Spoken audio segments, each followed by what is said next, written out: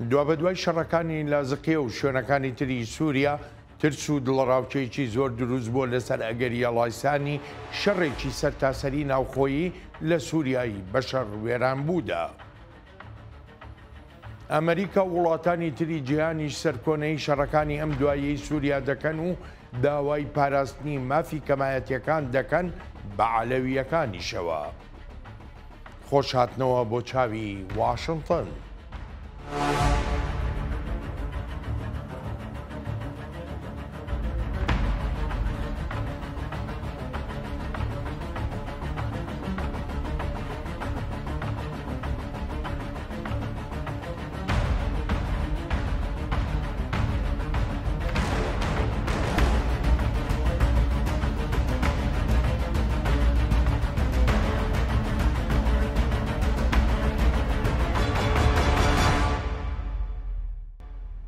بانکی نێوەندی ئەمریکا وەک ئاماژەی پێدەکا پەلە ناکات لە کەمکردنەوەی ڕێژەی نرخی سوود، چونکە وەک دەڵێ پێویستە چاوەڕوانی بەرچاوڕوونی بکە سەبارەت بە چۆنێتی کاریگەری سیاسەتەکانی بەڕێوەبەرایەتیەکەی سەرۆک ترامپ لەسەر ئابووری وڵات. بانکی نێوەندی ئەمریکا دەڵێ لەو سۆنگەیەوەی بەڕێوەبەرایەتیەکەی سەرۆک ترامپ لە پرۆسەی گۆڕانێکی بەرچاوی ڕێبازەکاندایە، بە تایبەتیش لە چەند بوارێکدا وەک بازرگانی، کۆچبەری، سیاسەتی دارایی، هەروەها دانانی ڕێوشوێنە نوێیەکانیش. هەر بۆیەشە هیچ پێویست بە پەلەکردن ناکات لە دابەزاندنی نرخی سووددا و پێویستە سەنگی بخرێتە سەر جیاکردنەوەی ئاماژەکان لەگەڵ هەموو ئەو قسە و باسانەی لەسەر ئەم بابەتانە دەکرێت تا ئەو کاتەی بەرچاوڕوونیەکی تەواو دێتە ئاراوە و دەتوانرێت پێشبینی بابەتیانە بکرێت. ئەم لێدوانانەی بانکی نێوەندی ئەمریکا لەسەر وەختێکی ناجێگیری ئابووریدایە، بە تایبەتیش کە نرخ لە داکشاندایە لە بازاڕی سەهم و سەنەتدا و هەروەهاش هاوکاتە لەگە زیادبوونی 151,000 کار لە ئەمریکادا لە مانگی دووی ڕابردوودا.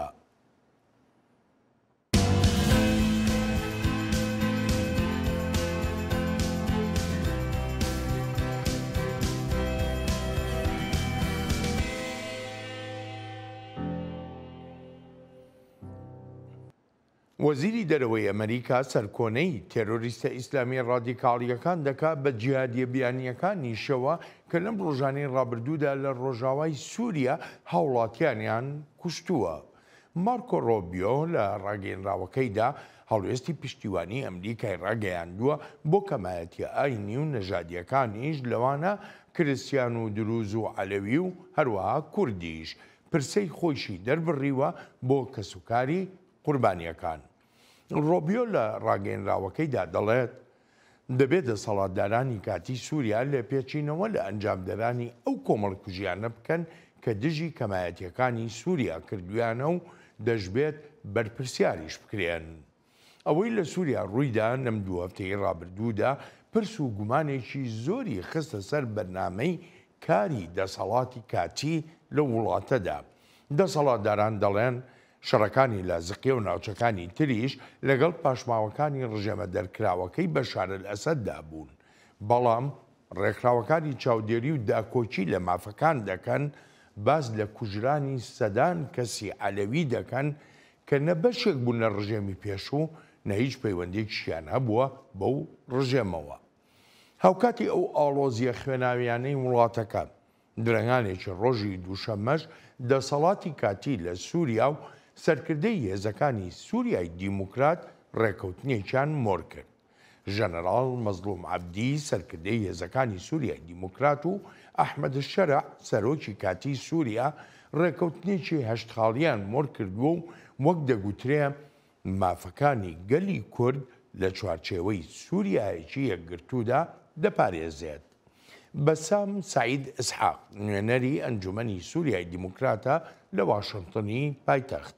بەسام لە هەمان کاتیشدا سەرۆکی ئەنجومەنی سریانیەکانی سووریایە. بەسام سەرەتا زۆر سوپاس بۆ ئامادەبوونت لەم بەرنامە تایبەتەی چاوی واشنگتندا. یەکەم پرسیارم سەبارەت بە ڕێکەوتنەکەیە. سەرەتا دەمەوێت بزانم ئەم ڕێکەوتنەی نێوان هەسەدە و دەسەڵاتی کاتی سووریا ئایا هەندەری ئەو ڕێکەوتنەی کە مۆرکرا ڕووداوەکانی ڕۆژاوای سووریا بوو یان بڕوای دەسەڵاتدارانی کاتی سووریا بە ئاشتی و سەقامگیری بڕوابوون بە مافەکانی کورد لە وڵاتەکەدا هەندەر بوون؟ تحياتي لك وللمشاهدين الأعزاء.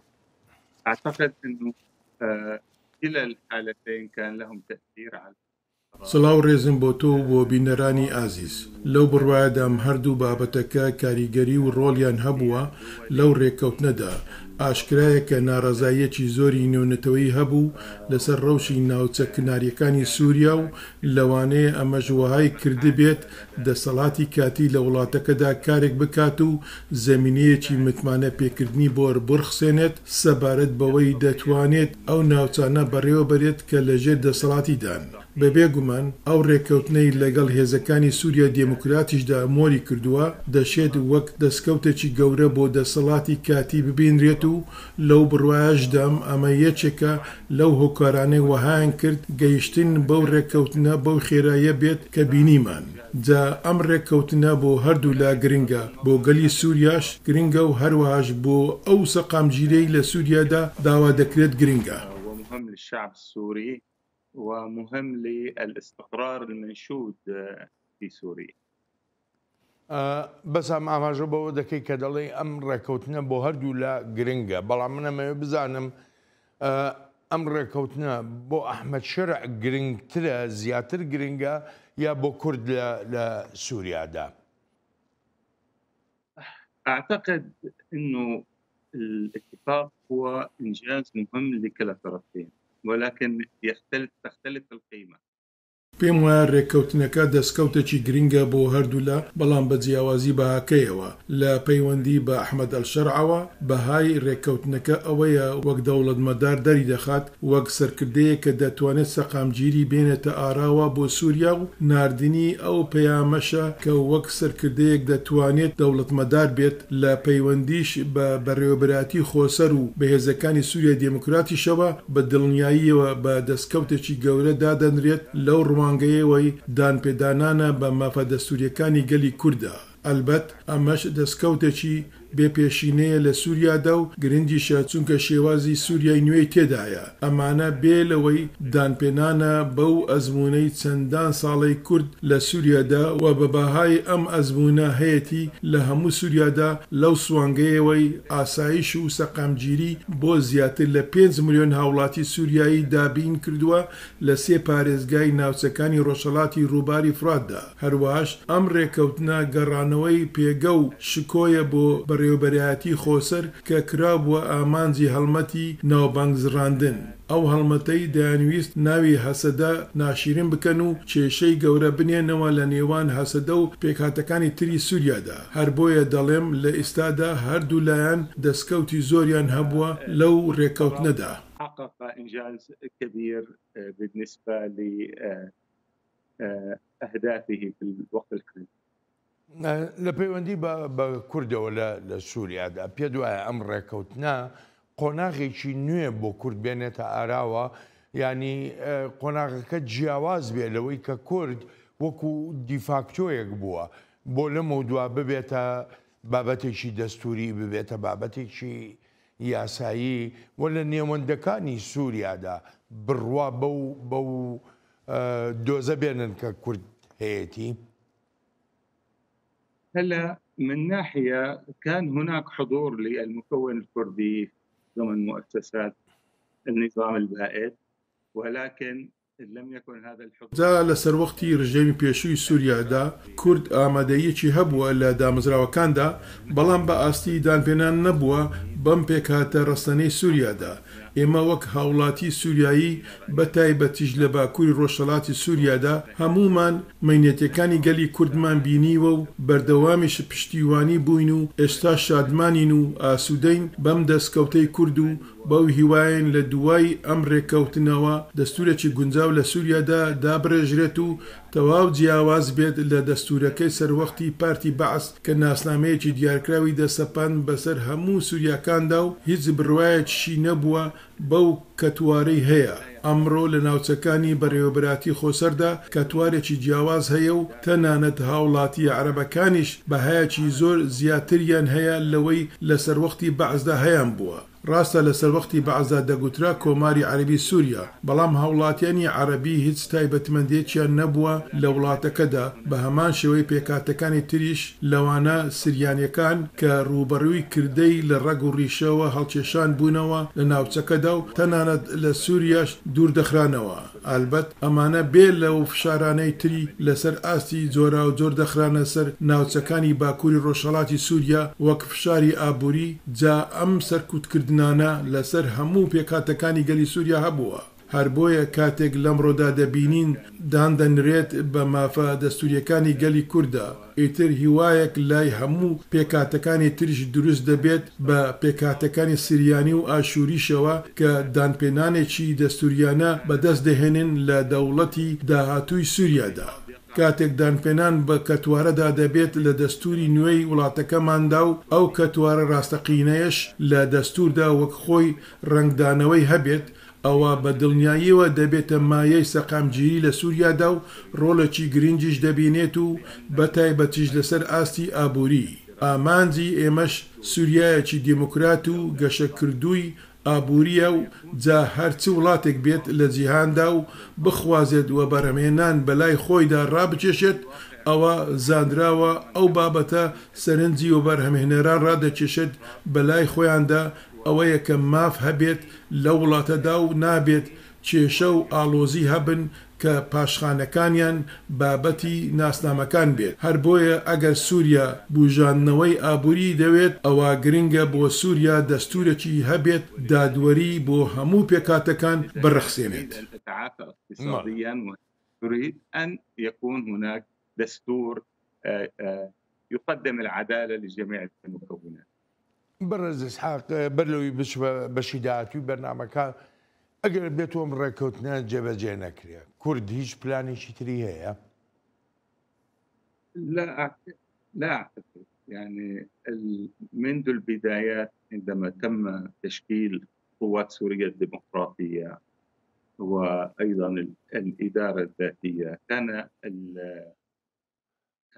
نەخێر و لەو بڕواژدا نیم پلانی تر هەبێت. هەر لە سەرەتاوە کاتێک هێزەکانی سووریا دێموکرات و هەروەش بەڕێوەبەراتی خۆسەر پێکێنران، ئامانجەکان ئەو بوون دانپێنانی دیمەشق بەدەست بێنین بەبێ گوێدانە ئەوەی چێ لەوێ دەسەڵاتدارە. تەنانەت لەو کاتانەدا هەوڵیش هەبوون لەگەڵ ڕژەمی بەشاردا، بەڵام هیچ بەرەنجامێکیان نەبوو. ئەو کاتە هەموو هەوڵەکان لەگەڵ ڕژەمی پێشوودا لە بنبەستیاندا.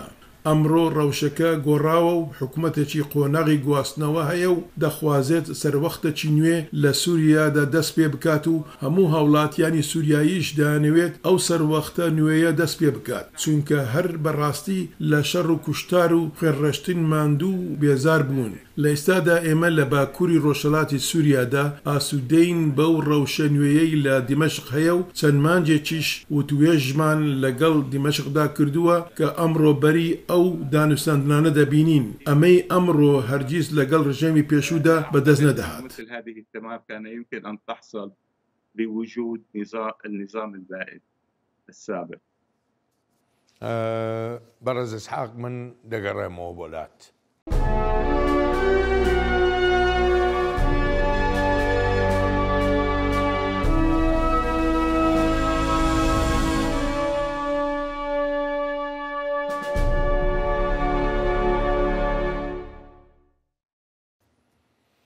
شەڕەکانی ئەم دوایی کەنارەکانی ڕۆژاوای سووریا نیگەرانیەکی قوڵی لە کۆمەڵگەی نێونەتەوەییدا هێناوەتە ئاراوە، داوای ڕاگررتنی هەموو کردە شەڕانگێزیەکان دەکرێت و هەروەهاش داوا دەکرێت لە بری کۆمەڵکوژیەکان سەنگی بخرێتە سەر قۆناغی گواستنەوەیکی سیاسیانەی ئاشتیانە، نەک خۆسەپاندن لە ڕێی بەکارهێنانی زەبری چەکەوە. سکرتێری گشتی بە توندی سەرزەنشتی هەموو تونند و تیژیەکانی ناوسووریا دەکات و داوا لە هەموو لایەنەکانیش دەکات کردە شەڕانگێزیەکان ڕابگرن. هەستیش بە نیگەرانیەکی زۆر دەکات بەهۆی زیاتربوونی پشێویەکانی نێوان پێکاتەکانی سووریا لە کاتێکدا پێویستە ئاشتەوایی و گواستنەوەیەکی ئاشتیانی سیاسیانە کارە سەرەکیەکان بوونایە. دوای 14 ساڵ قەیران گەلی سووریا شایستەی ئاشتی و گەشەکردن و دادوەریە. دەسەڵاتدارانی نوێی سووریا لۆمەی ڕووداوەکانی لە زقیە و شوێنەکانی تری وڵاتەکە لە ئەستۆی پاشماوەکانی ڕژێمەکەی بەشار ئەسەد دەنێن و دەشڵێن وڵاتێکی بیانی لە پشتیانەوەیە لە کاتێکدا ڕێکخراوەکانی چاودێری ڕەوشی سووریا دەکەن جەخت دەکەنەوە لەوەی لەو شەڕانەدا بە سەدان هاوڵاتی سیڤیلی کوژراون نەپێشتر لە لەشکرەکەی بەشار ئەسەددا بوون و نەپەیوەندیشان هەبووە بە دەسەڵاتدارانی پێشووەوە و دەشڵێن چونکە لە تایفەی عەلەوی بوون بۆیە کوژراون. هەندێک لە پاشماوەکانی ڕژێمە گەندەڵەکەی پێشوو هەوڵیان داوە سووریای نوێ تاقی بکەنەوە کە لێ تێناگەن. ئێستاش ڕووبەڕووی بوونەتەوە و دەبینن وڵاتێکی یەکگرتووە لە ڕۆژهەڵاتەوە بۆ ڕۆژئاوا و لە باکوورەوە بۆ باشوور. ئەگەر هەرێمێک زیانی پێ بکەوێت ئەوە هەموو هەرێمەکانی تر پێکەوە یەکڕێزن بۆ پشتیوانیکردن و بەرزڕاگرتنی ئەو هەرێمە. ئەگەرچی سەرۆکی کاتی دەسەڵاتدارانی نوێی سووریا ئاماژە بە لێپێچینەوە دەکات لەگەڵ هەموو ئەوانەی لەو شەڕانەدا پێشلکاریان کردووە، بەڵام تا تۆمەرکردنی ئەم بەرنامەیە هیچ باسوخواسێک نییە لەسەر لێپێچینەوەکردن لەوانەی ڕەوشی ئاسایشی کۆمەڵایەتیان تێکداوە لە ڕۆژاوای سووریادا و تەنانەت ئەوانەیش کە خەڵکی سیڤیلی بێتاوانیان کوشتووە. ئێمە بەردەوام دەبین لەوەی چەک تەنها لە ژێردەستی حکوومەتدا بێت. بە پشتیوانی یەزدان چەکی نایاسایی نامێنێت لە سووریادا. هەر کەسێک دەست بەرێت بۆ هاوڵاتیانی سیڤیل یان سزای کۆمەڵە خەڵکێک بدات بەهۆی کاری کۆمەڵە خەڵکێکی ترەوە، ئەوە بە توندی لێپێچینەوەی لەگەڵدا دەکرێت. کەسوکارمان لە ناوچەکانی کەنار و ناوچەی قەیرانەکانیش لە ئەستۆی ئێمەدان و ئەرکی ئێمەیە بیان پارێزین لە شەڕانگێزی چەتەکانی ڕژێمە لە ناوبراوەکە. بەڕێز بەسام بەڕای تۆ لێپێچینەوەیەکی ڕژ لێکۆڵینەوەیەکی ڕازگۆیانە لەو ڕووداوانەی ڕۆژاوای سووریا دەکرێت في الساحل السوري. طبعا هناك رغبة حقيقية وضغوط دولية لأن يكون هناك استقرار. بەڵێ و خواستەکی ڕاستەقینە هەیە و هەروەش فشاری نێودەوڵەتیش هەیە هەتا سەقامگیری بێتە ئاراوە لە کنارەکانی سووریادا. تەنانەت بەبێ فشارە نێودەوڵەتیەکانیش حکوومەت لە دیمەشق حکوومەتێکی کاتیە و مانەوە و بەردەوامیشی کەوتۆتە سەر ئەوەی چەندێک سەرکەوتوو دەبێت لە بەڕێوەبردنی ڕەوشی ناوخۆیی و هێنانە ئارای ئاشتی کۆمەڵایەتیدا. هەر بۆیەشە گرنگە بەرەنجامێک هەبێت بۆ ئەو پەیمانانەی داوێتی و بە ئاراستەی ئاشتی کۆمەڵایەتیدا بڕوات بۆ خەڵک لە کنارەکانی ڕۆژئاوای سووریادا. تحقق السلم الأهلي في الساحل السوري. ئەحمەد شەرع باز لەوە دەکات کە وڵاتێکی بیانی دەستی هەیە لەو ڕووداوانەی کەنارەکانی ڕۆژاوای سووریادا. هەڵبەت مەبەستی لە کۆماری ئیسلامی إيران، هل إيران بتنيا أي روسيا؟ لا أعتقد أن روسيا ستخاطر بالقيام بهكذا عمل لأنه روسيا هي پێم وانییە رووسیا ئەو جیانبازیە بکات بە ئەوها کارێکەوە لە سووریادا، چونکە مۆسکۆ لە دیالۆگدایە لەگەڵ ئەحمەد شەرعدا و هەروە پێویستی بە حکوومەتی دیمەشقیشە بۆ گەیشتن بە ڕێکەوتن لەسەر مانەوەی بنکە سەربازیەکانی رووسیا لە ناوچەکەدا. جا ئەگەر مۆسکۆ لە ئەوها کارێکەوە تێوە بگلێت ئەوە مەترسی بۆ دەهێنێتە ئاراوە و بەرپەرچەکرداریشی دەبێت لەلایەن دیمەشقەوە. ينعكس سلبا على علاقتها مع دمشق.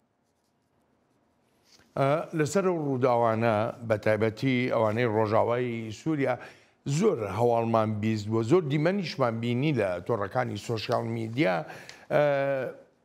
قسەکردن لەسەر میلیشیایی عەمشەکان یا حەمزەکانیش. ئەم دوو هێزە میلیشیاییە وەکو ئاماژەی پێدەکرێت ڕێک لە ژێر فەرمانی تورکیادان و سەر بە تورکیان و زۆربەی ئەندامەکانیشیان تورکمانن. تورکیا چ ڕۆڵێکی هەبووە؟ بالنسبة لتركيا كان المفروض يعني من تركيا أن تكون هي ضامنة لە پەیوەندی بە تورکیاوە وها پێویستی دەکرد کە تورکیا دڵنیایی بێت بۆ ئەم سووریا نوێیە بە شێوەیە کە حکوومەتی ئەو وڵاتە نمونەیەکی بابەتیانە و توانایەکی باش و گەورەی ڕێبەرایەتیکردنی سیاسی و هێنانە ئارای ئاسایش نیشان بدات کە بابەتی هەرە سەرەکیە هەتا ئەو حکوومەتە ڕەوایەی خۆی بەدەست بێنێت بۆ کارەکانی. بەڵێ بەشێکی زۆری ئەو شکستەی لەم ماوەی ڕابردوودا بینرا لە ناوچە کناراویەکانی سووریادا لە ئەستۆی تورکیادایە لەوانەشە چاوپۆشیکردن لێی پەیوەندی هەبێت بەوەی تورکیا نەبێتە ڕێگر لە بەردەم ئەو ڕێکەوتنەی نێوان شەرع و ژەنەرال مەزلوم عەبدیدا. بین الشرع وبين الجنرال مظلوم عبدي. بەڕێز ئیسحاق من دەگەڕێمەوە بۆلات دەچینە بەشی داهاتووی بەرنامەکەمان.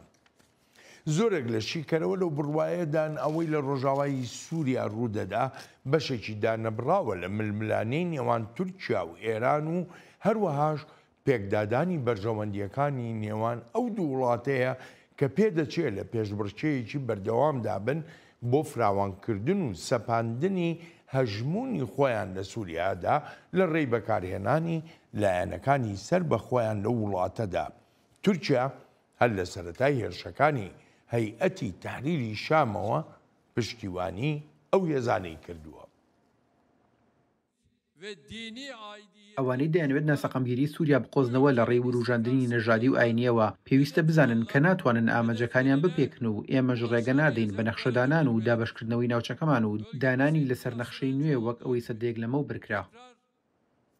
کۆماری ئیسلامی ئێران دوا بە دوای شکستەکانی لە ڕۆژهەڵاتی ناوەڕاست و دەرکردنیشی لە سووریادا لە ئێستادا لۆمەی هەموو لێکەوتەکانی ڕەوشی نوێی سووریا لە ئەستۆی تورکیا دەنێ هەرچەندە دەژڵێ پەیوەندی دۆستانەی نێوان تاران و ئانکەرا هەر بەردەوامە بێت. فکر نمی‌کنم کسی شک داشته باشه که پێم وانییە کە زگمانی لەوە بێت کە پەرەسەندەکانی سووریا ڕاستەوخۆ بە دەستی تورکیا و چەند وڵاتێکی تر بووە. هەر بۆیەشە ئەو کێشانەی ئێستا سەریان هەڵداوە وەک داگیرکردنی هەندێک ناوچەی فراوانی سووریا و وێرانکردنی سیستەمی بەرگری و ژێرخانی زانستی لەلایەن ئیسرائیلەوە و ئەو هەموو قەیرانانەی ئێستا هەن وەک بارێکی ئاسایی دەکەونە ئەستۆی ئەوانەی ئەو گۆڕانکاری و پەرەسەندانەیان دروست کرد. ئەمە بۆ مانایە نییە ئێمە لە قەیرانداین لەگەڵ تورکیادا. ئێمە بەردەوام دەبین لە پەیوەندی دۆستانەدا و بەردەوامیش دەبین لەو توێژکردن لەسەر دۆستیەکانی ناوچەکە. دەوڵەتی جوو کە کارکتەرێکی گرنگە لە ڕەوشی سووریادا لە دوای هەڵایسانی ئەو شەڕانەی نێوان هێزەکانی سەر بە حکوومەتی کاتی و چەکدارە عەلەویەکان داوا دەکات دەسەڵاتدارانی نوێی سووریا سنووری هەنگاونانی خۆیان بزانن و مافی هەموو پێکاتە و کەمایەتیەکانی ناو سووریا بپارێزن. ئەم حکوومەتەی سووریا حکوومەتێک نییە گەلی سووریا هەڵیبژار دەبێت. ئەمانە ژمارە کەسێکن، ژمارێک جیادین کە پێشتر دەستیان گرتبوو بەسەر ناوچەکانی ئیدلیبدا و بە زەبری هێز دەستیان گرتووە بەسەر ناوچەکانی تردا بە دیمەشقیشەوە. جا ئەوەی ڕوودەدات بەو مانایە نییە مافی شەڕانگێزیت هەبێت بەرامبەر کەمایەتیەکان جا دروست بێت یان کورد یانیش عەلەوی بێت. بەڕێز بەسام بەڕای تۆ ئێران سووریا ڕێگە ئەدەن وڵاتی سووریا وڵاتێکی ئارام بێ، ڕێگە ئەدەن پێکەوە ژیانێکی ئاشتیانە لە سووریادا هەبێ، ڕێگە ئەدەن دەوڵەتێکی نوێی سووریایی لەسەر بنەمای دیموکراتی دابمەزرێ یان نا؟ هلا بالنسبة لتركيا لها وضع خاص مختلف عن إيران. تركيا هي دولة جارة وهنا تشارك سوريا ب سەبارەت بە تورکیا ڕەوشێکی تایبەتی هەیە و جیاوازە لە کۆماری ئیسلامی ئێران. تورکیا دراوسەی سووریایە و سنوورێکی درێژی هەیە لەگەڵیدا کە نێزیکەی 900 کیلۆمەترە. وەک وتم ڕەوشی ئەو دوو وڵاتە لە سووریادا جیاوازن. ئێران وڵاتێکی هاوسنوور نییە لەگەڵ سووریادا، هەرچی تورکیایە بەرژەوەندیەکی گشتی و تەواوەتیشی هەیە لەوەی سووریا وڵاتێکی ئارام و سەقامگیریش بێت هەتا بتوانێت بەشداریش بێت لە ئاوادانکردنەوە و بژاندنەوەی سووریادا و دروستکردنی پەیوەندیەکی زۆر باشی بازرگانی بێ لەوەش لە بیرمان نەچێت سووریا بۆ ئاڵوگۆڕی بازرگانی لەگەڵ وڵاتانی تری عەرەبیدا پردێکی پەڕینەوەی گرنگە بۆ تورکیا. جا بەڵێ تورکیا بەرژەوەندێکی زۆری بەرفراوانیشی هەیە لەوەی ئاسایش لە سووریادا هەبێت. هەرچی ئێرانە ئەوە ڕەوشەکە جودایە. ئێران وڵاتێکە سیاسەتە دەرەوەیەکەی لەسەر بنەمای ئایدۆلۆژی دانراوە. ئایدۆلۆژیای ئاینی، ئایدۆلۆژیای هەناردەکردنی شۆرچی ئیسلامی کە ڕێکۆڕوان و تەواو جیاوازە لە خواستەکانی گەلی سووریا. جا لەو سۆنگەیەوە گەلی سووریا لە تورکیاوە نێزیکترە و بژانەوە و هەڵسانەوەی ئابووری دەوێت. پەیوەندیەکی دەوێت لەسەر بنچینەی دراوسێتی باش لە نێوان هەردوو وڵاتدا. جا ڕاستگۆش بم من گەشببین نیم بەوەی ئێران بتوانێت ڕۆڵەکی پۆزتیڤانە ببێنێت بۆ هێنانە ئاڕەی ئاشتی لە سووریادا.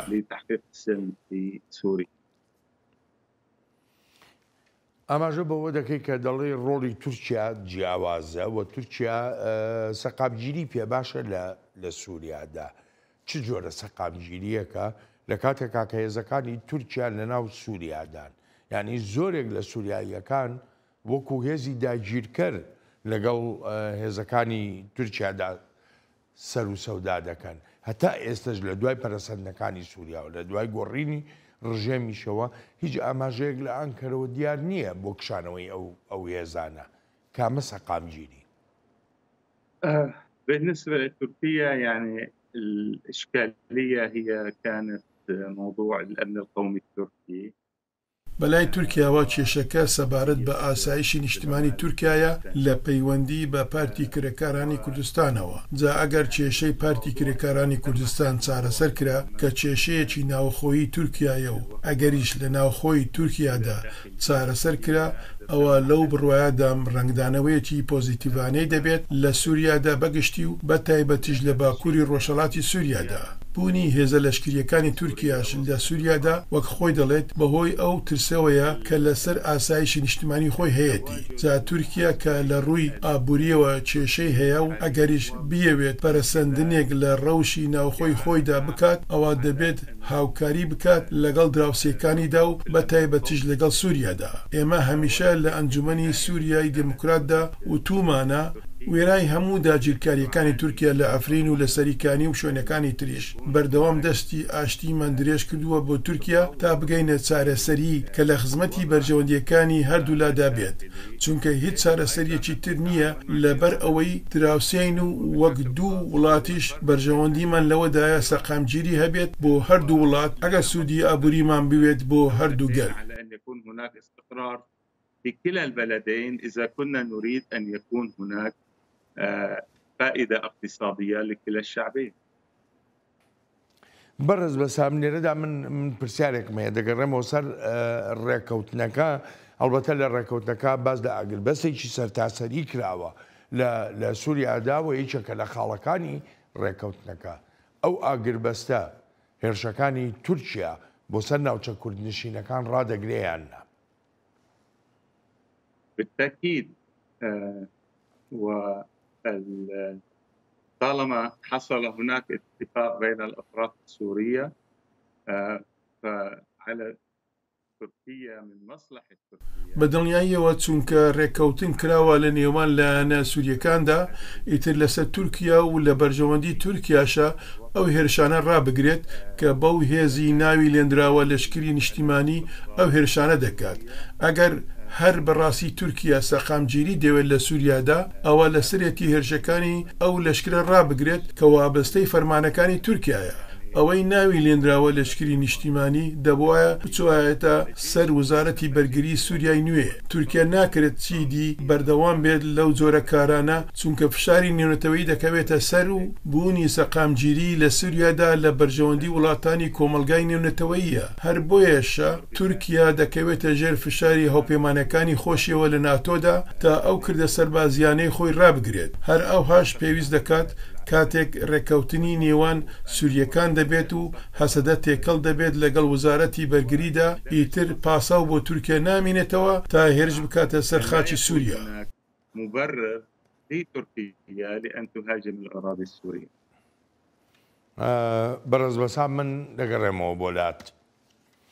بەر لە ڕووداوەکانی کەناری ڕۆژاوای سووریا دەسەڵاتدارانی کاتی کۆنفرانسێکی دیالۆگی نیشتیمانیان بەڕێوە برد وەک دەیانگوت بۆ نزیککردنەوەی ڕوانینە جیاوازەکان یەکتر.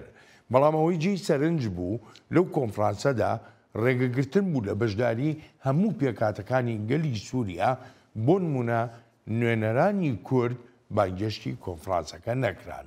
چالاکوانانی بەشدار لەو کۆنفرانسەدا باسییان لە کەم و کوڕیەکان کردووە.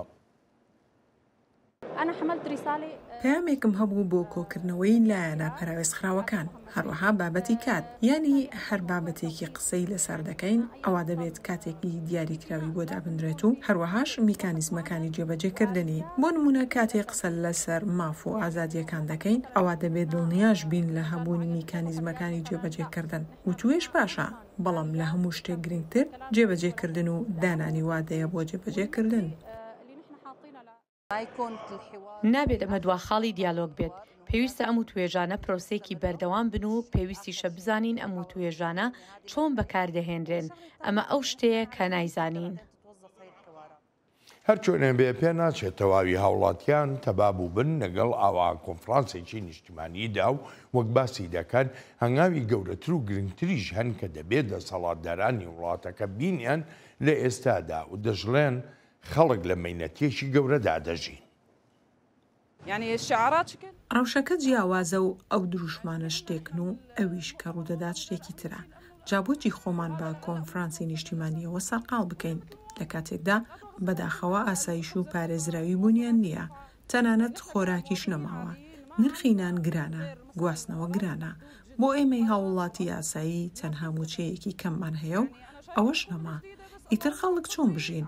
ئەم حکوومەتە نوێیە هەردەیەوێت شوێنی تر دڵخۆش بکات یان هەوڵی پەیوەندی دەدات لەگەڵ دەرەوەدا کەندا و ئەمریکا و ئەوروپا. بەڵام ئێستا سێ لەسەر چواری خەڵک بانەگوترێت زیادە ڕۆی دەکات، باشە نیوەی خەڵک لە مەینەتیدان. بەسام بەڕای تۆ پێویست بە کۆنفرانسێکی تری نیشتیمانی هەیە لە سووریادا، بە تایبەتی پاش ئەو ڕێکەوتنەی ڕۆژی دووشەمە مۆرکرا لە نێوان دەسەڵاتی کاتی سووریا و هێزەکانی سووریای دیموکراتدا. هذا ما نتمناه بكل تأكيد. هناك حاجة لأن يكون ئەمە ئەو بابەتەیە کە بە هیواین بە دڵنیاییەوە پێویستیەک هەیە بۆ هەبوونی کۆنگرەیەکی ڕاستەقینەی دیالۆجی نیشتیمانی کە هەموو لایەنە سیاسیەکانی سووریا تێیدا بەشدار بن. ئەو دیالۆگەی پێشتر کرا بە شێوەی کەسێتی بووە و بەس نییە ڕەوشی سووریا ئاڵۆزە و ناتوانین بگەینە سەقامگیریەکی ڕاستەقینە ئەگەر بێت و کۆنگرەیەکی دیالۆجی نیشتیمانی نەبێت لەسەر ئاستی سیاسی کە نوێنەرایەتی هێزە سیاسی ڕاستەقینەکانی تێدا بەشدار بن. بەسام سوپاس و پێزانینم بۆ بەشداریت لە چاوی واشنگتنی ئەم هەفتەیەدا زۆر سپاس دەکەم. خۆشەویستانم ناوبڕێک و دەگەڕێینەوە لاتان.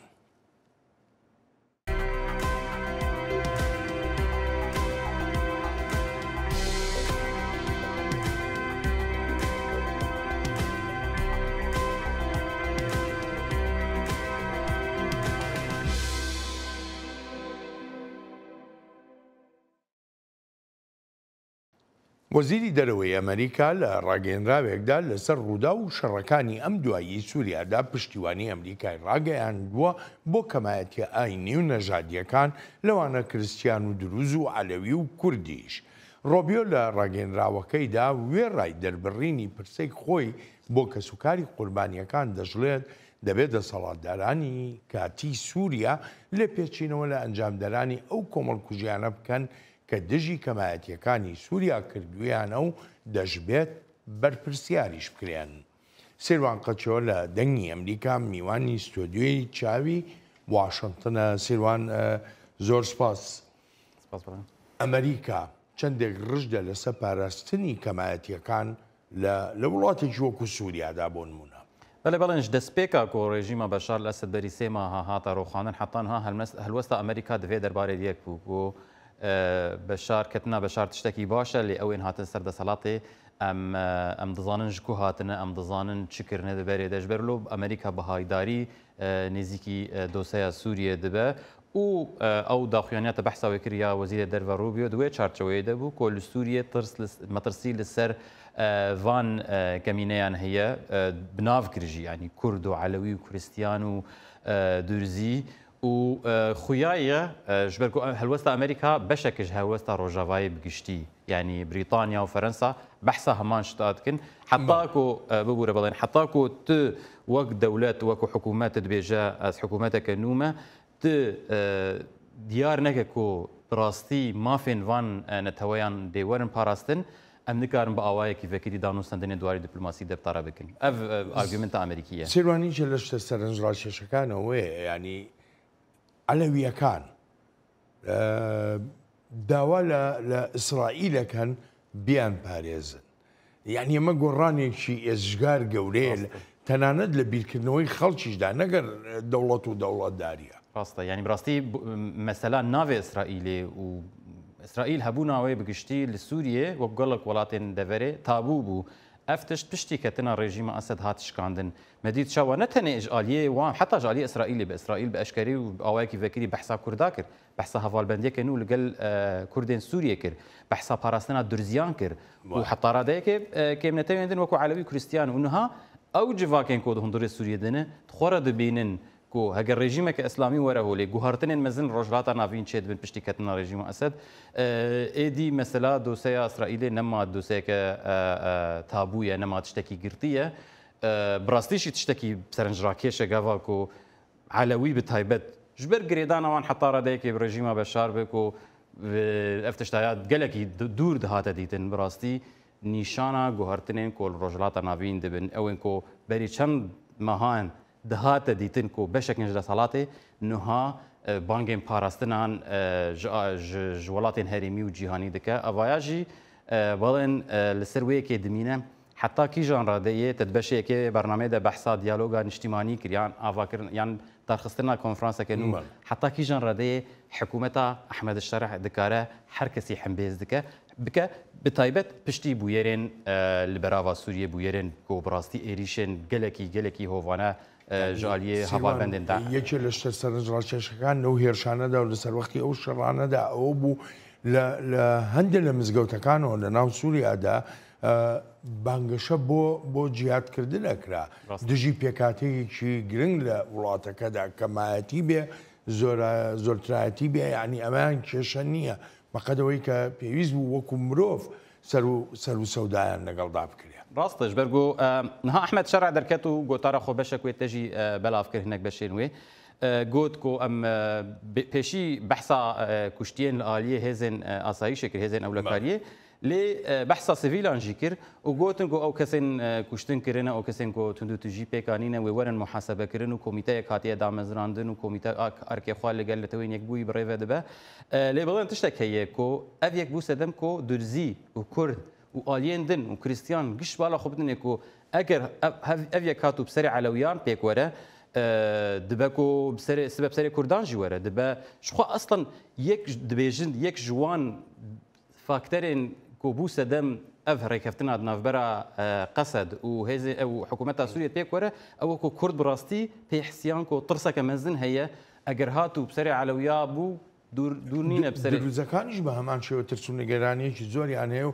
پێم وا بێ ڕێکەوتنێکیش کرا لەگە دروزەکانە بەڵام ئەوەی کە گرنگە بەلامەوە سیروان ئەوەندەی تۆ پەیوەندیت کردووە بە ناو سووریاوە کاردانەوەی کورد بە گشتی چەند خۆشحاڵن پێی ڕاستی بڵێن نەرینێن کووردا بگشتی هەفبەشن یعنی هەم دریا پەیوەندیên me bi xelkên li wê dekê li Rojava ji Kobanê bigire heta dêrikê yan jî biriya tiştên ku em li ser medya civakî ser social media dibînin bi rastî hevbeşin yani tidnare hinek jê kêfxweşin ku du sê xalên girîng divê rekeftinê hene belên yek ji wan rawestandina şer li seranserê Sûriye ne tenê behsa herêmên Rojava û deverên jê kontrola hikûmetê dikin Sûriye bigiştî evaya Kurd wek xaleke girîng dibînin ya din vegera koçberên Efrînê û serêkaniyê û deverên diniyên Rojava ev hinek xalên din hene hûrgiliyên meselên mesela leşkerî wekî din dibe cihê nîqaşê lê sedî sed wehîn nîqaş li ser werekirin سێوان سوپاس دەکەم هیوادارم لە بەرنامەکانی داهاتوودا بتوانین زیاتر و زیاتر لەسەر ئەم بابەتە